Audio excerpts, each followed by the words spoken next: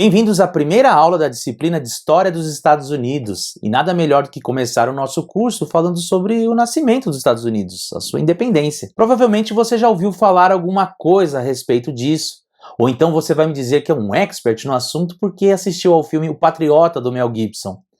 Bom, devo frustrar as suas expectativas e dizer que O Patriota, do Mel Gibson, está para a história assim como Jurassic Park está para a biologia. É bastante divertido, mas muito pouco preciso. Outra informação pouco precisa e recorrente a respeito da independência dos Estados Unidos diz respeito à sua causa. Geralmente se associa o aumento de impostos e de regulamentações por parte da Inglaterra como algo que teria gerado uma insatisfação das elites coloniais que teriam seus interesses econômicos afetados. Bom, essa é uma parte da explicação, porém que não revela o todo da questão. Afinal de contas, a discussão em torno dos impostos e das regulamentações não eram apenas de tom econômico, mas sim também a respeito de direitos, sobre autogoverno, identidade e que nos revelam toda uma cultura política colonial que existia naquele período.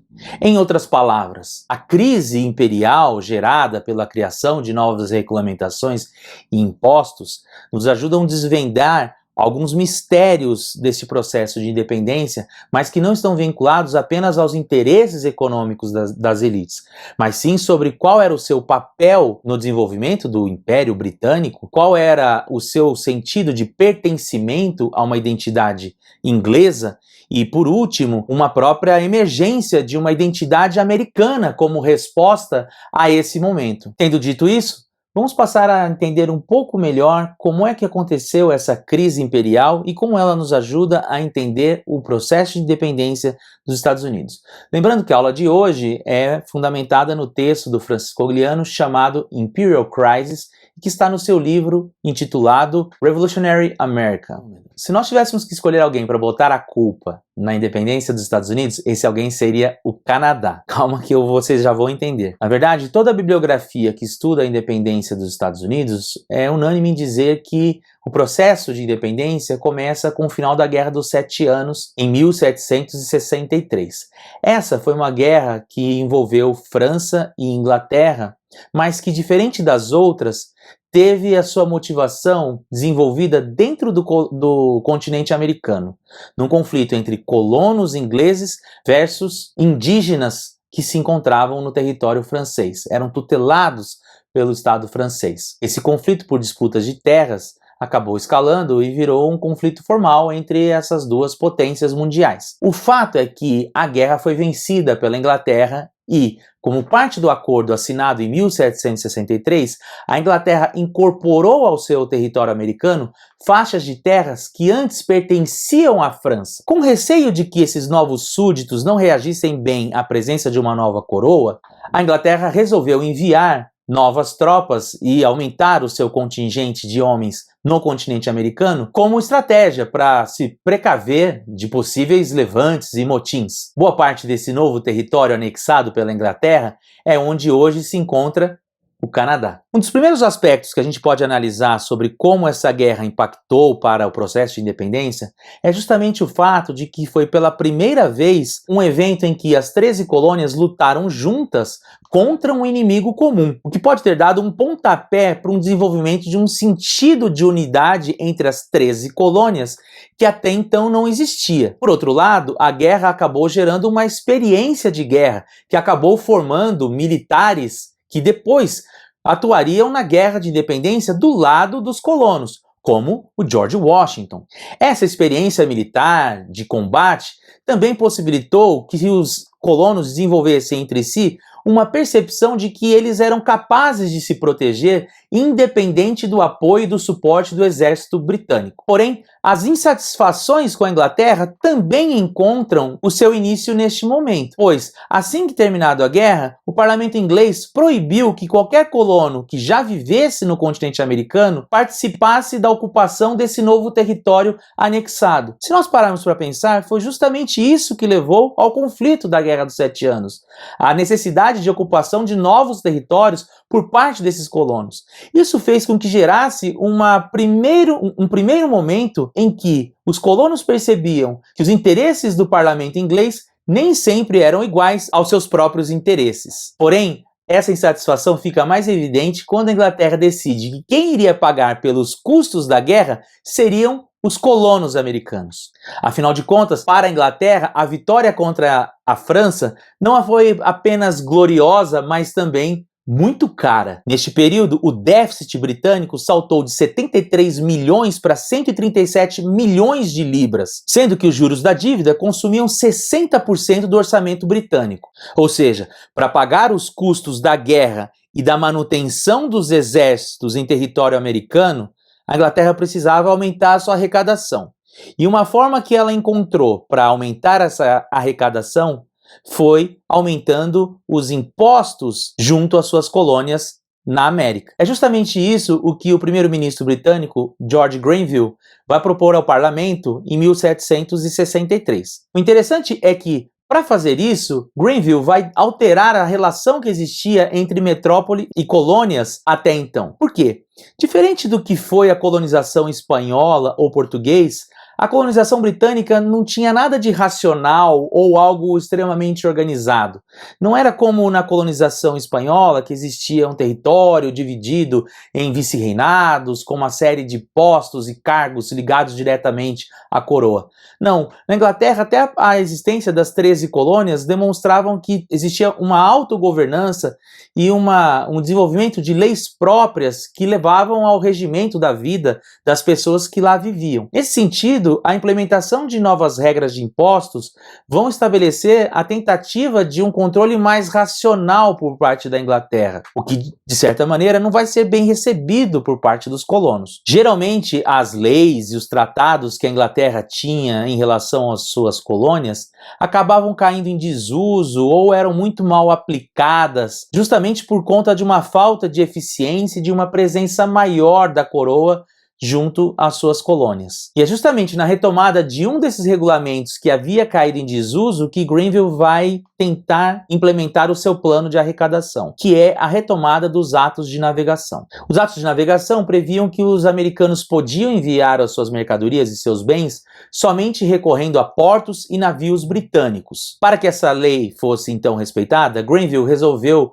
mudar as estratégias pelas quais ela seria implementada. O problema é que a implementação dessas regras mais agressivas se deu ainda com a existência da mesma burocracia, o que gerou incompetência e corrupção. E no final das contas, a arrecadação inglesa subiu em 1.800 libras por ano, enquanto o seu custo para a implementação dessas novas estratégias ficou em torno de 7.000 libras no ano. O fracasso dos atos de navegação fez com que Grenville recorresse a uma outra antiga lei que andava em desuso na tentativa de então conseguir angariar mais recursos e resolver o seu problema fiscal. Para isso, ele recorreu à Lei do Açúcar, que havia sido criado em 1733. Nessa medida, ele faria uma revisão da Lei do Açúcar e, prestem atenção, baixaria o imposto de 6 décimos para 3 décimos, porém, faria a sua cobrança também mais efetiva. Agora, para não ter que usar da burocracia local e correr o risco de, mais uma vez, sofrer com corrupção e ineficiência, ele resolve criar um posto de arrecadação que seria todo ele administrado em Halifax, na Nova Escócia, que ficava onde hoje é o Canadá. Percebam que a Lei do Açúcar coloca em xeque a teoria econômica da independência, uma vez que o imposto diminuiu. A lógica de Grenville era a seguinte: com os impostos mais baixos e uma melhor fiscalização, a arrecadação tenderia a subir. Só que tem um problema: o açúcar era um produto vital que colocava as relações comerciais entre Inglaterra, as ilhas do Caribe e as colônias americanas em interlocução. A produção do açúcar e do melaço nas ilhas inglesas eram comercializadas por navios britânicos até as colônias americanas, e lá o melaço era utilizado para fazer bebidas destiladas. Entre todas as colônias, aquelas que vão primeiro se voltar contra a Lei do Açúcar serão aquelas localizadas na região da Nova Inglaterra, sobretudo Massachusetts. Isso porque das 113 destilarias que usavam melaço para a fabricação de bebidas alcoólicas, 104 se encontravam na Nova Inglaterra e 64 em Massachusetts. Como era um produto que eles só conseguiriam adquirir por meio da importação, a maior fiscalização e cobrança de impostos por esse produto fez com que os colonos da Nova Inglaterra entendessem que essa nova fiscalização prejudicava a sua própria autossuficiência de produzir mercadorias essenciais para a sua vida. Além do que, entendiam que esse era uma atitude que feria os direitos estabelecidos pela lei britânica. Isso porque, segundo eles advogavam, nenhuma lei poderia ser cobrada dentro do próprio território das colônias que não fossem por pessoas que vivessem dentro da própria colônia. E nesse ponto, o fato da administração tributária se encontrar em Halifax feria esse direito. Prestem bastante atenção que essa informação é importante. Não demorou para que Massachusetts fizesse pressão para que outras câmaras legislativas espalhadas pelas 13 colônias comprassem a sua briga, solicitando que as mesmas emitissem nota contrária ao ato. Fato que levará a colônia de Nova York e de Rhode Island a se juntarem às reivindicações de Massachusetts. Tais reivindicações vão estar distribuídos em panfletos, artigos de jornais, moções, petições, que serão distribuídos, lidos em públicos, enviados para jornais e parlamentares na Inglaterra. Um dos panfletos mais conhecidos é o The Rights of the British Colonial Asserted and Proved, do James Oates. Apesar da gritaria, a lei foi cumprida, o que deu mais força política para que o Grenville implementasse uma segunda medida para o aumento da arrecadação em território americano, que seria ainda mais ousado. Estou falando da famosa Lei do Selo. A Lei do Selo é proposta em 1764 por Grenville e aprovada em 1765. Mas no que consistia a Lei do Selo? Ela autorizava que qualquer coisa formalmente escrita e impressa poderia ser taxada. O interessante dessa lei é que ela já existia na Inglaterra. E o que Grenville estava fazendo, na verdade, era estendendo aos ingleses da América os mesmos deveres que os ingleses da ilha tinham. Para alguns autores, isso leva a crer que Grenville entendia que parte da relação entre os súditos e a coroa envolvia não só os seus direitos, mas também os seus deveres. E nesse sentido, se vocês querem ser reconhecidos como ingleses, paguem os impostos. No entanto, essa lei do selo tinha dois grandes problemas. O primeiro dele é que ele não atingia apenas um determinado grupo de pessoas que fabricavam destilados ou que consumiam destilados, mas atingiam todas as pessoas. Afinal de contas, se você nascia, casava ou morria, você precisava de uma certidão de nascimento, casamento ou óbito, já que essas certidões eram formalmente escritas. E não podemos esquecer que essa lei ataca três classes bastante importantes com as quais a gente deve sempre manter acordos pacíficos, que são os advogados, os jornalistas e os trambiqueiros, uma vez que as cartas dos jogos de pôquer também recebiam o selo e tinham que pagar impostos. O fato de que todos tinham que pagar impostos, inclusive aqueles que morriam, fez com que os colonos chamassem a lei do selo de a lei do selo da morte. O segundo problema que a lei do selo trazia era justamente aquele que eu alertei lá atrás, de que era uma cobrança a ser feita internamente, sem que tivesse sido elaborada pelas câmaras locais de cada colônia. O principal foco de resistência à lei do selo era a colônia da Virgínia. O principal nome que lutava contra a lei do selo e que encabeçava a resistência a essa lei foi Patrick Henry, um famoso advogado da Virgínia e um brilhante orador. E ele dizia que essa taxação era irregular, uma vez que ela não havia sido votada pelas câmaras locais e que impostos internos somente poderiam ser cobrados mediante a anuência daqueles que seriam o objeto da cobrança. Justamente por conta da sua abrangência maior, por conta de envolver também políticos tradicionais das colônias britânicas, a resistência à lei do selo tendeu a ser mais institucionalizada, mais massiva do que nós vimos acontecer na resistência à lei do açúcar. Além disso, ela vai introduzir um segundo elemento bastante importante no comportamento de resistência às leis britânicas, que era a implementação dos boicotes. Porém, a questão da institucionalização da resistência à lei do selo por parte dos americanos ficaria bastante evidente na organização do primeiro congresso da Lei do Selo. Este congresso aconteceria em outubro de 1765 e contaria com a presença de 27 representantes de 9 colônias americanas. Apenas a Virgínia, a Carolina do Norte e Geórgia não enviaram representantes, mas não eram contrários à organização do Congresso, apenas não chegaram à definição de como escolheriam os seus representantes. Durante 15 dias, esse Congresso ficou reunido e chegaram a 14 resoluções que podem ser assim resumidas. Todos os colônios devem obediência à coroa e ao parlamento por serem britânicos, e por isso possuem direitos perante a esses, entre eles, ser cobrado apenas com o seu consentimento.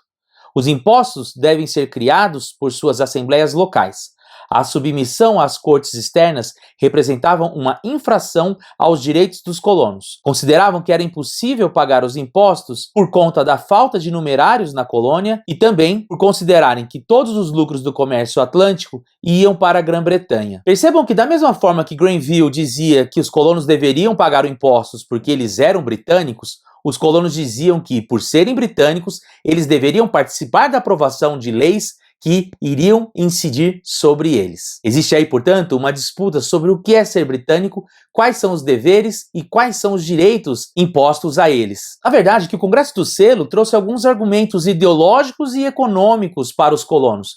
Ideológicos porque passaram a defender agora, com um embasamento mais consistente, a concepção de que não pode haver taxação se não houver representação. E econômicos porque diziam que esse tipo de imposto acabava estrangulando a capacidade produtiva das colônias, o que feria direito da sua própria autonomia, mas também de sua própria existência. No entanto, diferente do que aconteceu com a Lei do Açúcar, a pressão feita pelos colonos teve um efeito imediato, que levou à derrubada do primeiro-ministro George Granville. Não devemos nos esquecer que a Virgínia era a colônia mais rica da Inglaterra em território americano. E além disso, o fato da Lei do Selo atingir um número maior de pessoas fez com que as manifestações também se alastrassem por todo o continente. Granville não aguentaria essa pressão, dando lugar ao Marquês de Rockingham. A primeira medida do Marquês, agora como primeiro-ministro, foi anular a Lei do Selo. Mas não pensem que a pressão e as movimentações nas colônias pararam por aí. Fato é que, um ano após assumir a cadeira de primeiro-ministro, Rockingham cairia e daria espaço para a chegada de um primeiro-ministro mais próximo dos colonos, chamado William Pitt, Lord de Ketton. É interessante a gente dar uma olhada de como foi representado o fim da Lei do Selo, tanto por colonos quanto por ingleses. Reparem nessas duas imagens. Enquanto na primeira vocês veem o enterro simbólico do selo feito nos portos por colonos americanos, na segunda imagem vocês veem uma espécie de charge elaborada em jornais britânicos em que mostram um primeiro-ministro sendo comandado por um indígena que está levando a carruagem para um abismo. É mais ou menos como se a Inglaterra estivesse perdendo o controle da situação ao ceder às pressões vindas por nativos. Vejam aí que já começa uma construção dessa diferenciação entre os britânicos da ilha e os britânicos da América. Isso por parte dos ingleses em um primeiro momento. Assim, no final de 1766, William Pitt, o Lord de Ketton, assume, porém ele não vai ter um papel de protagonismo. Ele era uma pessoa doente, bastante hipocondríaca e que vivia mais em sua casa do que no parlamento. Isso fez com que quem desse mesmo as cartas fosse o chanceler do Tesouro, Charles Townshend. Entre 1766 e 1767, Townshend vai passar todo esse período elaborando aquilo que ele chamaria de Programa Americano. Nesse Programa Americano estariam contidos 3 medidas que ficariam conhecidas como Atos Townshend. O primeiro dizia respeito à criação de taxas aduaneiras, principalmente sobre produtos de luxo, como vinho, chá, tecidos, porcelana, vidro e tinta. Como eram produtos de origem externa, de alto valor agregado e que estavam relacionados a um consumo de luxo, Townshend achou que os americanos não teriam problema em pagar. O segundo dos atos de Townshend foi uma legislação que dava suporte para o apoio dos exércitos ingleses na América, conhecido como a Lei do Aquartelamento. Entre todas as colônias, aquela que sofreria maior consequência com isso seria Nova York, uma vez que a sede do exército estava lá. Com ela, todos deveriam ceder partes dos seus cômodos e de suas casas para receberem os soldados e darem abrigo para o exército. Além disso, no conjunto dessas leis, foi aprovado de que Nova York não poderia criar leis locais que implementassem sanções a tal medida. Quem se opusesse a essa lei do aquartelamento teria as suas liberdades para governar limitadas. No bojo dessas transformações, o terceiro ato de Townshend visava sistematizar melhor o controle aduaneiro, fazendo uma reforma no sistema de arrecadação alfandegário. Segundo previa a lei, em Boston, Massachusetts, seria criado uma junta americana de comissários de alfândega. Vocês estão sentindo o que eu estou sentindo? Cheiro de que vai da Boston. Bom, mas além de Boston, que era o centro do controle alfandegário, outras 3 secretarias foram construídas em outras cidades distribuídas por essas 13 colônias. Filadélfia, Charleston, mas também a nossa velha conhecida Halifax, no Canadá. Evidentemente que os colonos não gostaram em nada dessas novas medidas apresentadas por Townshend, e a reação viria imediatamente. O discurso da não taxação sem representação voltaria ainda com mais força. E isso ficaria bastante representado em um documento escrito por John Dixon, chamado Letters of a Pennsylvania Farmer. Neste documento, ele vai defender as seguintes ideias: que qualquer taxação, seja ela interna ou externa, deveria ter o consentimento daqueles sobre os quais a taxação incidiria, ou seja, os colonos. Em outras palavras, o fim dessa ideia de que existiam impostos internos ou externos. Qualquer imposto deveria contar com uma representação dos colonos. Além disso, em Letters of a Pennsylvania Farmer, Dixon vai dar voz a algumas teorias da conspiração que existiam a respeito dos interesses macabros que a Inglaterra tinha para as suas colônias e os seus colonos. Muitas dessas ideias vinham lá da Inglaterra, de um sujeito chamado John Wilkes. Wilkes era um sujeito extremamente extravagante, uma espécie de Marquês de Sade versão inglesa. Isso é muito interessante para a gente pensar que na política, nada mais velho do que fake news e teoria da conspiração para inflamar um bom movimento político. No plano político, Massachusetts volta a ter a liderança e o protagonismo que, durante a Lei do Selo, foi da Virgínia. Contra a presença do comitê aduaneiro na cidade de Boston, Massachusetts faz uma declaração, uma carta que circularia pelas 13 colônias contra tal medida. Essa carta circular foi escrita por Samuel Adams, o libertador cervejeiro. Quem gosta de cerveja sabe do que eu estou falando. Diante desse ato de rebeldia de Massachusetts, o governador daquela colônia exige que a Câmara local suspendesse a circulação da carta, o que não foi acolhido por parte da Câmara. Mediante essa negativa, o governador decide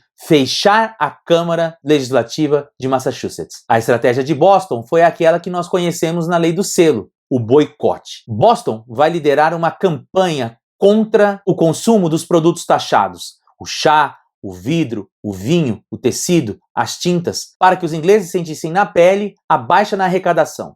Até 1769, todas as colônias tinham aderido ao boicote, com exceção de New Hampshire. Apesar dos colonos ingleses que viviam na América dizer que a tirania inglesa começou lá com a Lei do Açúcar, é preciso dizer que uma reação violenta por parte dos ingleses começa a surgir somente a partir de 1768. Isso nós vamos ver acontecer, por exemplo, com o naufrágio do barco de John Hancock, um importante político de Massachusetts acusado de fazer contrabando. Outro episódio muito importante que marca o surgimento dessa violência é o massacre de Boston, de 1770. Quando manifestantes de Massachusetts, contrário à presença da aduana em sua colônia, vão em frente ao quartel e começam a atirar bolas de neve contra os soldados e também contra o prédio. Não se sabe direito por quê, mas um dos soldados abriu fogo e foi seguido por todos os outros. Nesse episódio, 5 pessoas morreram e 6 pessoas ficaram feridas,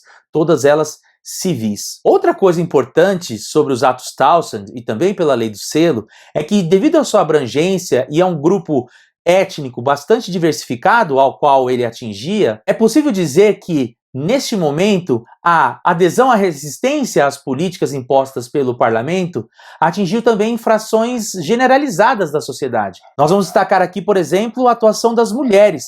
As mulheres eram as grandes consumidoras de chá nas colônias, e sem o apoio delas, jamais seria possível a gente pensar que o boicote ao chá daria certo. Além disso, elas passaram a não comprar mais tecidos vindos de fora e reutilizar os próprios tecidos, fazendo costuras ou adaptando peças antigas, o que gerou uma situação bastante curiosa. As mulheres que andavam muito bem vestidas na rua eram vistas como traidoras, uma vez que provavelmente estavam adquirindo tecidos novos. Vale lembrar que os Filhos da Liberdade foi um grupo que se formou também no contexto da Lei do Selo e que era formado por comerciantes e artesãos, ou seja, membros de grupos de uma classe média ou de uma classe média baixa. A verdade é que toda essa pressão e o recrudescimento das relações entre colonos e ingleses na colônia de Massachusetts teve resultado, o que levou à queda do primeiro-ministro, Duque de Grafton. Grafton havia assumido apenas um ano antes, quando o Lord de Caton se afastou por conta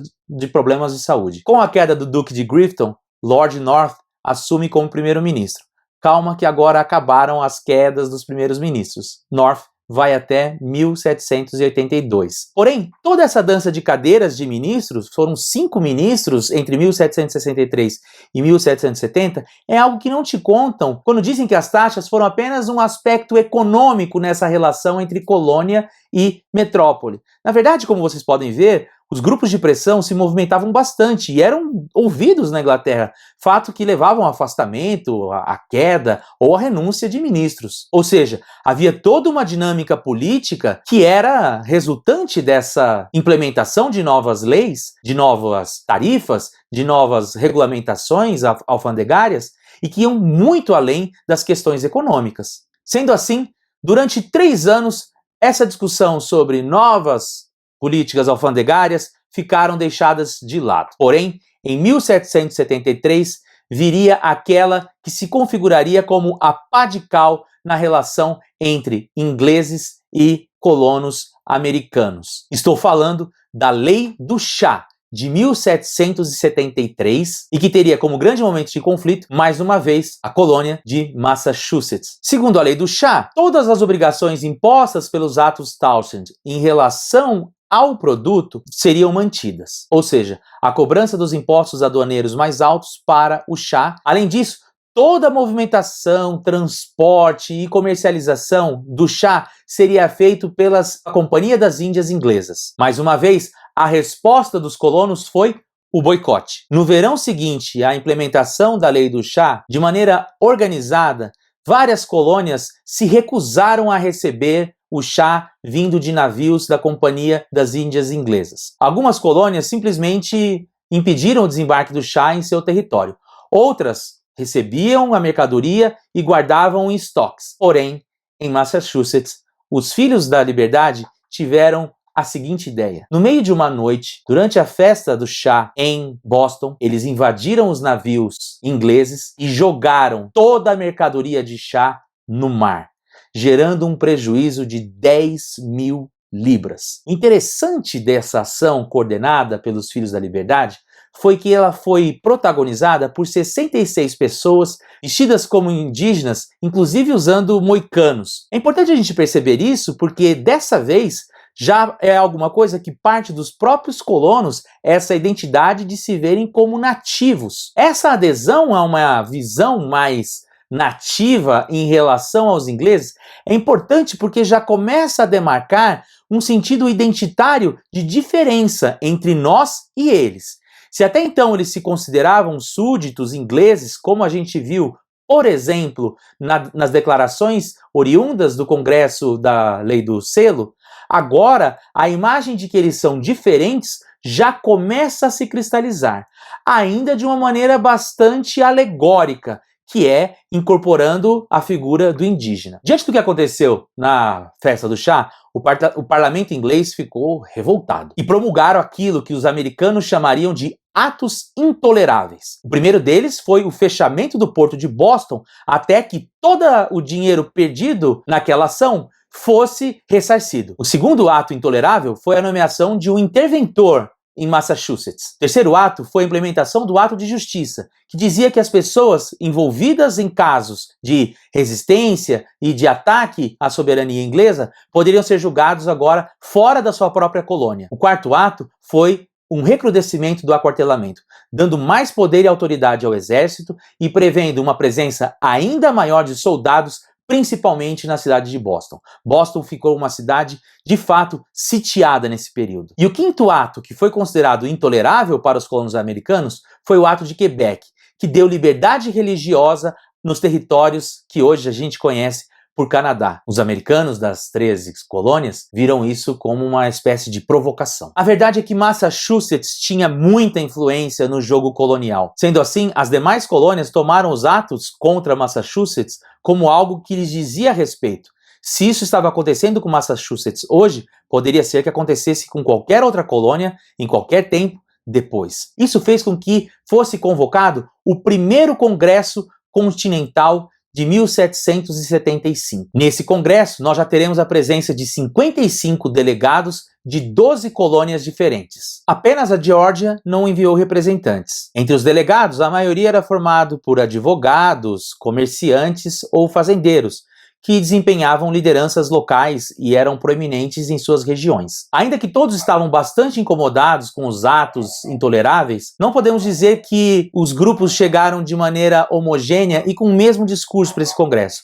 Na verdade, a gente pode dizer que existiam duas alas da qual se dividiam esse congresso. A primeira ala, representada por Massachusetts, diziam que os americanos não deveriam mais obediência e nem mais reconhecer o parlamento como legítimo.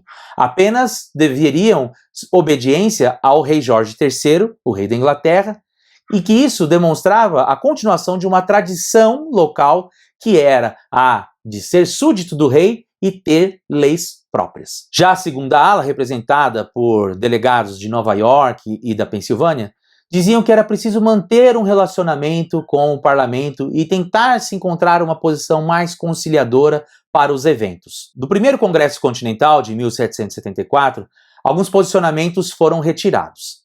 Entre eles, uma associação continental em favor do boicote, a não aceitação de nenhuma legislação feita pelo parlamento, o não reconhecimento do parlamento e, a partir de agora, o diálogo seria estabelecido diretamente com o rei George III por meio de petições, o que demonstra que o grupo vitorioso foi o grupo de Massachusetts. No entanto, as coisas não saíram do jeito que os colonos previam. O rei não aceitou esse posicionamento e, ao contrário de acolhê-los como súdito, respondeu com guerra. E ela veio já no ano de 1775. Muito pouca gente sabe, isso inclusive no próprio Estados Unidos não é algo de conhecimento geral, mas os confrontos entre ingleses e americanos deu-se antes da Declaração de Independência de 1776.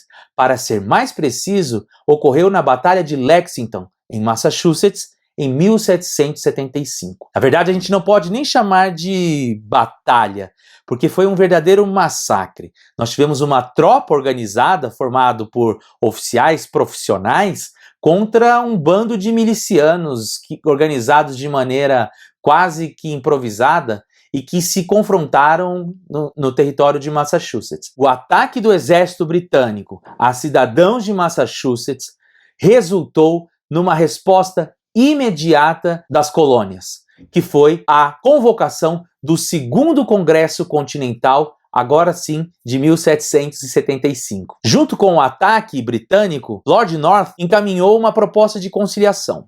Essa proposta de conciliação foi debatida no segundo Congresso Continental, mas foi rejeitada. Porém, isso não quer dizer que não havia espaço para a reconciliação. No entanto, a lealdade ao rei cada vez mais estava enfraquecida. O Congresso se reuniu no verão de 1775, em julho de 1775, na Filadélfia, novamente. No entanto, quando chegou o inverno, eles suspenderam as atividades, prevendo o seu retorno para abril de 1776. Quando eles retornam em abril de 1776, algumas coisas tinham mudado. Entre elas, a confecção de um documento bastante importante, um panfleto escrito por Thomas Paine, conhecido como Common Sense, e que viria a ser publicado em janeiro de 1776. Common Sense se tornou um documento extremamente popular, lido e relido por diferentes partes e camadas sociais das 13 colônias. O grande diferencial de Thomas Paine é que agora ele voltava toda a sua artilharia para o rei. Para ele, o grande culpado por isso tudo tinha o nome: Jorge III. Por conta disso, quando os congressistas retornam em 1776, em abril de 1776, para Filadélfia, a situação já estava praticamente insustentável. Ao longo de toda a colônia, em várias câmaras municipais, em câmaras legislativas das capitais, começaram a pipocar uma série de declarações de independências. Para ser mais preciso, um total de 90 declarações de independências foram redigidas e lidas em público durante esse período. Por conta disso, em 15 de maio, o Congresso aconselhou que todas as colônias passassem a redigir a sua própria Constituição e constituíssem governos para a sua autogestão. Em 7 de junho de 1776, Richard Henry Lee vai propor a Resolução de Independência. Com essa resolução aprovada, um comitê vai ser convocado para a elaboração da Declaração de Independência. Esse comitê seria formado por 5 pessoas, entre elas as mais famosas, Benjamin Franklin, John Adams e Thomas Jefferson. Entre eles, Jefferson ficou responsável pela confecção do rascunho, que seria revisado posteriormente por Benjamin Franklin e por John Adams. No dia 2 de julho, Jefferson apresentou o rascunho da Declaração de Independência para o Congresso Continental, que não foi aprovado de antemão, por conta de alguns elementos colocados por Jefferson na declaração, como, por exemplo, a condenação ao tráfico de escravos, o que não agradou nada os congressistas das colônias do Sul. Por conta disso, cerca de 1/3 do conteúdo escrito no rascunho por Jefferson foi deixado de fora.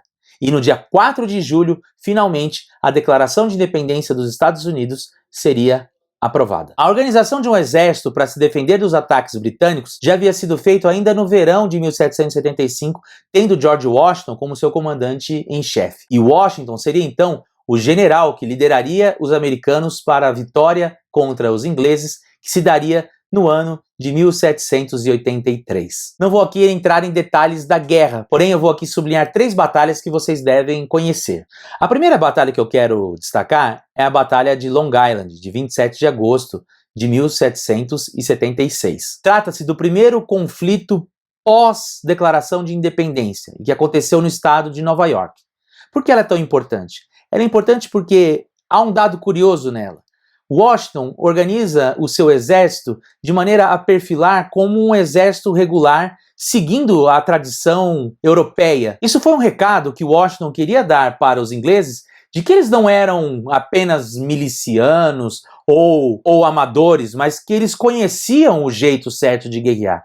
Era uma mensagem que Washington passava para os europeus de que eles também eram capazes de travar uma boa guerra. A verdade é que a batalha foi um fracasso. Os ingleses tiveram uma vitória retumbante e imaginavam que com isso os americanos desistiriam da guerra e se rendessem. Mas não foi o que Washington fez, e os conflitos se seguiram. 1776 é um ano péssimo para os colonos. Eles serão derrotados em quase todas as batalhas. A primeira grande vitória viria somente em outubro de 1777. Estou falando da Batalha de Saragota. E por que ela é tão importante? Ela é importante porque, uma vez demonstrado o poder de resistência dos colonos, ela convence os franceses a entrarem como aliado dos colonos contra os ingleses.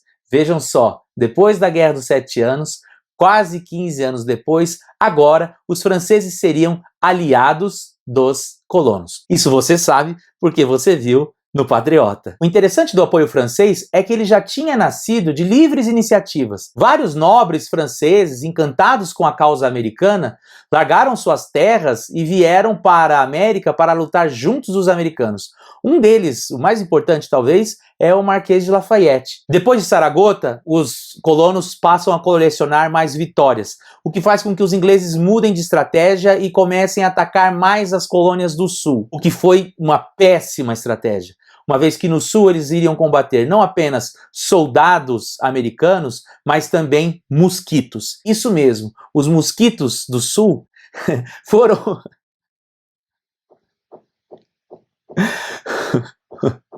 Os mosquitos do sul foram responsáveis pela disseminação de doenças tropicais, como a malária, o que enfraqueceu ainda mais a resistência dos soldados ingleses. Não à toa, a última e grande batalha que vai acontecer foi a Batalha de Yorktown, em 1781, quando a marinha francesa atacou os ingleses pelo mar e as tropas continentais atacaram os ingleses pela terra. A vitória marcou a desistência dos ingleses de qualquer tentativa de continuar com a guerra.